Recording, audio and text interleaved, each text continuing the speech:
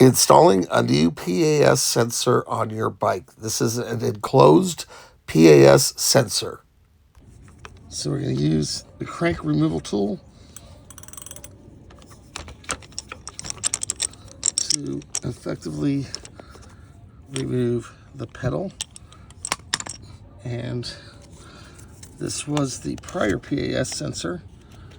It has now been removed, and now we're going to install the new one. This was the prior sensor. We are removing this as well. As you can see, it's going to run up into the cavity, and we're just going to pull it out, break these guys off, and put new ones on. All right, so we're going to install this. This is the all-in-one PAS sensor, so it doesn't have the separate magnet. And this one is going to seat right here, nice and secure and tight on the excuse me, on the bike crank. I want to make sure that this is going to interfere, so I'm going to take this off. All right, so we have it firmly in place.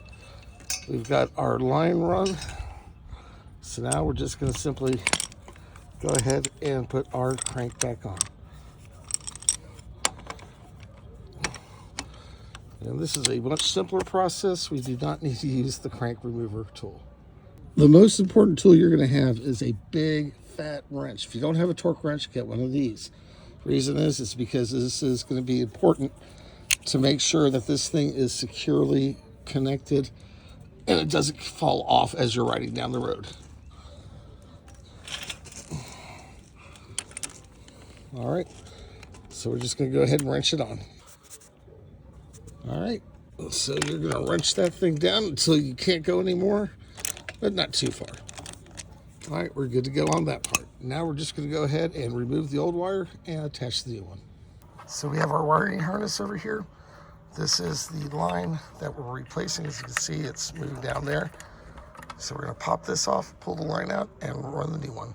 So we got it ran, we've got it connected. All we have to do is just secure everything, take it out for a test ride. All right, we have it clipped in. Cable is tied down. Now it's time for a test ride. All right, so on our test ride, everything worked great. Had it on there nice and tight, did not work loose at all. PAS sensor picked up, and it was a good ride. So this is a very simple process. It takes a little bit more than other aspects because of the routing of the lines, but we got it done in just about 30 minutes. Hope this helps. Have fun, and see you on the trails.